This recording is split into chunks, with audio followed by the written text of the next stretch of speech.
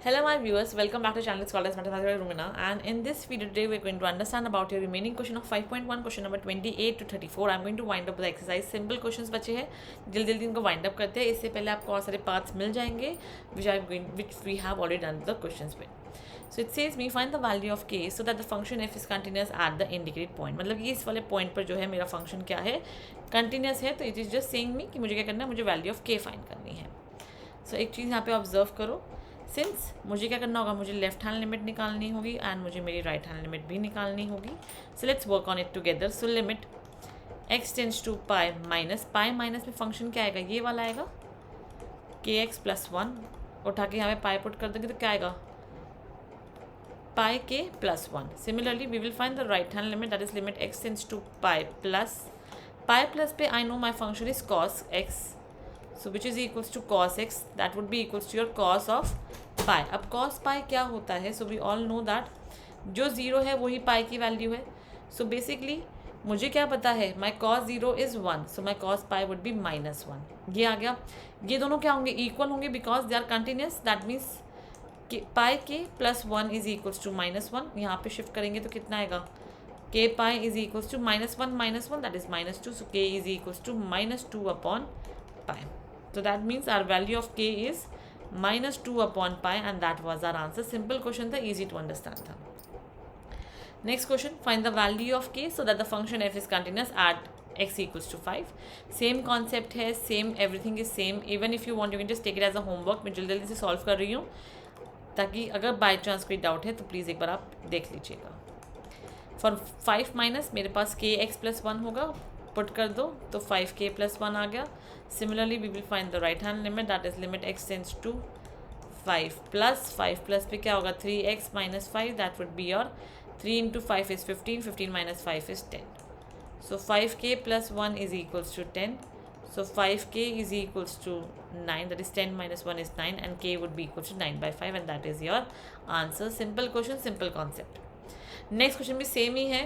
Find the value of a and b. कुछ नहीं करना, पहले 2 पे जज करेंगे और फिर 10 पे जज करेंगे. We will get 2 equation, simplify करेंगे to obtain the final answer. देख रहे हो कितने सिंपल क्वेश्चन है. अगर आप एक ही कॉन्सेप्ट को फॉलो करोगे, बिलीव मी क्वेश्चन सॉल्व हो जाते हैं. Question are not much complicated. So now left hand limit at x equals to 2 पे पहले फाइंड करते हैं. So limit x tends to 2 minus पे फंक्शन क्या है 5 है, यहीं पे छोड़ देते हैं. बेसिकली इसका आंसर 5 ही रहेगा, there would be no change. Right hand limit that is limit x tends to 2 plus बेटा क्या आता है मेरे पास, ए एक्स प्लस बी आता है. सो बस 2 प्लस यहाँ पे पुट कर देंगे. So it would be 2a plus b. अब क्या है, ये दोनों इक्वल होंगे. So 2a plus b is equals to 5. That is your equation number 1. For the second equation, I know at x equals to 10, we are going to work on the left hand limit. That would be limit x tends to 10 minus में क्या आएगा बच्चा, just put 10 over है ना, जैसे अपने x को हम लोग रिप्लेस कर सकते हैं. So it would be 10 of a plus b. Similarly we are going to have the right hand limit, that is limit x tends to 10 plus. So right hand limit कितनी है 21 है, simply answer 21 आएगा. That is 10a plus b is equal to 21, and this is our second equation. उठा के दोनों को simplify कर दो and that is the best way to get your answer. Since मुझे पता है मेरे पास जो बी का कोफिशिएंट है वो सेम है, सो माइनस साइन कैंसिल. यहाँ पे क्या आएगा -8a और यहाँ पे क्या आएगा -16. Minus cancel. I got the value of a as 2. When the value of a is 2, you can just put it over here. So 4 and b would be equals to 1. We got both the answers of a and b. Simple question था, easy to understand था, बहुत बच्चों ने खुद से कर भी लिया होगा. And now let's move to the other concept that we have of the composite function. Yes, I know that you will say कि ma'am composite function was not there because हमने grade 11 में नहीं किया है composite function, ना ही grade 12 में हमें पढ़ाया गया है. थोड़ा सा पता होना चाहिए कि बेसिकली क्या होता है बच्चा. जैसे मैं f ऑफ जी एक्स मेरे पास यहाँ पे मेन कॉन्सेप्ट होता है. एक ही फंक्शन के अंदर एक और फंक्शन है इस तरीके से, तो क्या डिफाइन करना है इनको वो हमें अच्छे से एग्जामिन करना पड़ेगा ताकि मैं अच्छे से अपने फंक्शंस को डिफाइन कर पाऊँ. Okay, so now first of all मैं जो है अपना लेट करूँगी कि मेरा एफ एक्स क्या होगा और मेरे पास मेरा जी एक्स क्या होगा. सो जो मेरा एफ एक्स होने वाला है दैट इज़ वो तो मेन फंक्शन है, तो मैं एफ ना लेकर मेरा एफ एक्स ये होगा सो जी एक्स और एच एक्स लेट कर लेती हूँ. Let my g x be cos x and let my h x be x square. अब मैं निकालूंगी जी ऑफ एच एक्स. तो वो क्या निकलेगा? जी एच एक्स क्या है? एक्स स्क्वायर है. यहाँ पे पुट कर देते. बस मैंने जी एच एक्स को रिप्लेस कर दिया एक्स स्क्वायर से. अब एक्स की जगह एक्स स्क्वायर से रिप्लेस कर दो इस वाले फंक्शन को. क्या बना? कॉस एक्स स्क्वायर बन गया, जो मेरा सेम था एफ एक्स के इक्वल. अगर ये स्टेटमेंट सेटिस्फाई हो गई है तो अब मैं क्या देखूंगी कि फंक्शन कहाँ कहाँ पर कंटिन्यूस था, टुकड़ों में कैसे कैसे कंटिन्यूस था. एक्स स्क्वायर एच एक्स क्या है? एक्स स्क्वायर है. ये क्या है? पॉलिनॉमियल है. सो देयरफॉर क्या है? कंटिन्यूस एट आर है. सिमिलरली जो मेरा जी ऑफ एक्स है, डैट इज कॉस एक्स है. कॉस एक्स भी क्या है? It's a trigo function. वो भी क्या है? कंटिन्यूस एट आर है. जब भी ऐसा कुछ होता है, so therefore by composites of continuity, और you can say by algebra of continuity. By algebra of continuity, I can say that yes, my function is continuous at real number r, that is g of h of x is continuous at r. खत्म question. Simple question था. And believe me, ये simple question normally बहुत कम आते हैं because composite function CBSE also no कि नहीं है सिलेबस में. But safer option would be कि आप प्लीज़ कर लीजिए. बाई चांस आ गया तो हम रेडी होने चाहिए उस चीज़ को फेस करने के लिए. Now the next question that we have is this modulus 1. तो कुछ नहीं करना है. एफ एक्स मुझे गिवन है. मैं अपने एच एक्स को यहाँ पे मान लूँगी मॉड ऑफ एक्स और अपने एच एक्स को यहाँ मान लेती हूँ कॉस ऑफ एक्स. अब एक चीज़ देखो, G of H of X that would be, पहले जी ऑफ यहाँ पे क्या है? एच एक्स से मेरा कॉस एक्स रिप्लेस कर दिया. अब एक्स को रिप्लेस कर दो कॉस एक्स से, तो क्या आ जाएगा? Modulus of cos x. अब देखो मॉड भी क्या है? मॉडुलस जो है कंटिन्यूस एट आर होता है. डोमेन जो है इसकी आर रहती है हमेशा. कॉस भी क्या है? कंटिन्यूस एट आर है. So therefore by algebra of continuity the given function is continuous at R. Okay, the next और भी सिंपल क्वेश्चन आ गया मेरे पास. Now I have sine of mod of X. अब इसको जल्दी सिंप्लीफाई कर लेते हैं एंड लेट्स सी कि कैसी चीज़ बनेगी मेरे पास यहाँ पर. अब देखो ये मेरा एफ एक्स मैंने लेट कर लिया कि sine of mod of x है. यहाँ मेरा जी एक्स क्या होगा वो मुझे अच्छे से ऑब्जर्व करना है. जो मेरा जी एक्स होगा that is going to be my sine of x, और जो मेरे पास मेरा एच एक्स होगा that is going to be my modulus of X.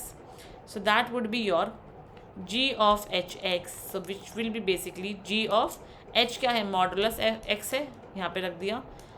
अब बस कुछ नहीं करना, एक्स को चेंज कर दो मॉडुलस एक्स से, तो क्या बन जाएगा? Sine of modulus x. और मुझे पता है मॉड क्या है? कंटिन्यूस एट आर है. साइन भी क्या है? कंटिन्यूस एट आर है. Therefore the given function is continuous at R. हो गया डन. ठीक है ना? सिंपल क्वेश्चन था, डिफिकल्ट बिल्कुल भी नहीं था. And now the last question which is the most important question that we have. ये क्वेश्चन काफ़ी अच्छा भी है, प्लस ये बहुत एक्सक्लूड क्वेश्चन है बिकॉज ये कंपोजिट का फंक्शन नहीं है. ये सिंपल क्वेश्चन है आपका मैथमेटिक्स क्वेश्चन, सॉरी सिंपल आपका मॉडुलस का क्वेश्चन है. Very very very important question because ये क्वेश्चन पेपर में ऑलमोस्ट 10 से 11 बार आ चुका है. So yes it's very important. इसको ब्रेक करना बहुत ज़रूरी है. इसका फंक्शन डिफाइन करना बहुत ज़्यादा ज़रूरी है. So now first of all I have modulus X and I have mod of X plus 1 also. So modulus X को I know I can just define as X and minus X. X कब define होगा? When X is greater than equal to 0 and minus X when X is less than 0. Similarly modulus of X plus 1 को मैं कैसे define कर सकती हूँ? X plus 1 when x plus 1 is greater than equal to 0 and minus x minus 1 when x plus 1 is less than 0. अब यहाँ से एक चीज़ एग्जामिन करो, इसका मतलब क्या है? X is greater than equal to 1 and यहाँ पे है एक्स इज लेस देन 1. ये सिचुएशन मेरे पास आ गई है. So now let's form the function कि मेरे पास जो फंक्शन है वो कैसे कैसे फॉर्म होगा. देखो बच्चा, पहले तो है मुझे अपने हर वैल्यू पे फॉर्म करना पड़ेगा. वेट अ मिनट, यहाँ पे जाके माइनस हो जाएगा. सॉरी, मैं -1 लिखना भूल गई. It would not be +1, it would B -1. ये गलती अगर हो जाती तो क्वेश्चन पूरा ही यहाँ पे गलत हो जाता. दैट मीन्स एक तो -1 है, एक 0 है. मेरे पास 2 पॉइंट्स है. इन 2 पॉइंट्स पे मेरा फंक्शन जो है डिफाइन होने वाला है. So let's now form the function. So f x equals to, so whenever my x is less than equals to -1, तब मेरे पास क्या स्टेटमेंट बनेगा पहले वो ऑब्जर्व करते हैं. लेस देन क्या है? -1 है, तो ये ऑब्वियसली मॉड एक्स भी क्या होगा? नेगेटिव होगा बिकॉज लेस देन 0 तो है ही ना. -x minus as it is. और लेस देन 1 में क्या था? -x minus 1, that is basically -x plus 1. तो माइनस बाहर आएगा तो ये प्लस हो जाएगा. करेक्ट है? तो -x प्लस x कट गया, मेरे पास क्या बचेगा इसका आउटकम, मेरे पास इसका आउटकम बचेगा 1। तो यहाँ पे मैं इसे रब करके क्या लिख रही हूँ, मैं 1 लिख देती हूँ। बस सॉर्टेड रहा इसलिए मैंने यहाँ 1 लिख दिया। If you want you can write the full explanation. Next क्या बनेगा, -1 less than x less than 0। जब -1 और 0 के बीच में लाई करेगा, अच्छे से एग्जामिन करते हैं। देखो जब -1 और 0 के बीच में है तो 0 से तो लेस ही है ना, 0 से तो लेस ही है, तो ये तो माइनस में रहेगा। मैं ऊपर सॉल्व कर रही हूँ माइनस। अब देखो -1 से तो बड़ी होगी ना वैल्यू, तो ये पॉजिटिव हो जाएगा। सो ब्रैकेट जब मैं खोलूँगी और बाहर माइनस है तो -x -1, सो ये क्या बनेगा -2x -1। ठीक है। Similarly now the last condition that is when my x is greater than equals to 0। अब यहाँ पे क्या बनेगा बेटा, देखो अब मुझे पता है -1 से तो बड़ा है ऑब्वियसली, और यहाँ पे 0 से भी बड़ा है। सो बेसिकली ये जो है इस चीज़ को मैं लिख सकती हूँ x प्लस माइनस, यहाँ पे क्या बनेगा बेटा, बस माइनस खुलेगा, ये भी पॉजिटिव ही रहेगा, तो ये और ये कैंसिल, क्या बना -1 बन गया। अब मुझे क्या था, find the all points of discontinuity. ये मेरा फंक्शन है। Now I am going to find the points of discontinuity. Since मुझे पता है x less than equals to 1 के लिए मेरे पास जो फंक्शन है that is 1, that is a constant, तो ये क्या है, continuous at x less than equals to -1। ये मेरे पास फर्स्ट हो गया। सेकेंड होगा मेरे पास एट x इक्वल्स टू -1 के लिए I am going to find my left hand limit and right hand limit. So that is limit x tends to -1 -1 minus में क्या है 1 आएगा, तो आंसर भी 1 आ गया। And the next would be limit x tends to -1 plus. -1 plus में क्या आएगा बेटा, देखो -1 प्लस में दैट मीन्स यहाँ पे मुझे क्या करना होगा, -1 प्लस में ये वाला फंक्शन आएगा और -2x -1 यहाँ पुट कर देंगे। So it would be basically -2 -1 -1। So this will going to become your 2 -1 that is 1। ये इक्वल है। Similarly I can also find my f of -1 sorry f of -1 क्या आएगा, -1 नहीं सॉरी +1 आ जाएगा। I can see left hand limit is equals to right hand limit and that is also equals to f of 1। Therefore मेरा function जो है वो continuous है 1 पर। Now third point that is at -1 less than x less than 0, जो मेरा function है that is a simple polynomial. और पॉलिनॉमियल क्या होते हैं, polynomial continuous at that define होता है, तो continuous at -1 less than x less than 0, खत्म।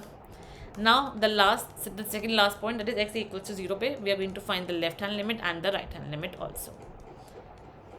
अब देखो लेफ्ट हैंड लिमिट के लिए I am just going to put limit x tends to 0 minus a function ये था, सो -2x -1 यहाँ पे 0 पुट कर देंगे तो -1। राइट हैंड लिमिट पे क्या आएगा, limit x tends to 0 plus a function already -1 है, सो -1, और f of 0 पे क्या है -1। Yes my left hand limit is equals to right hand limit and that is also equals to f of 0, so therefore it is continuous at 0 also. And 5 है that is at x greater than equals to 0, so मुझे पता है मेरा जो function है that is equals to -1, it is also continuous at x greater than equals to 0, so therefore no point of discontinuity, no point of discontinuity. और ये था मेरा लास्ट क्वेश्चन, जो काफ़ी अच्छे क्वेश्चन में से एक था, जो काफ़ी इंपॉर्टेंट क्वेश्चन था।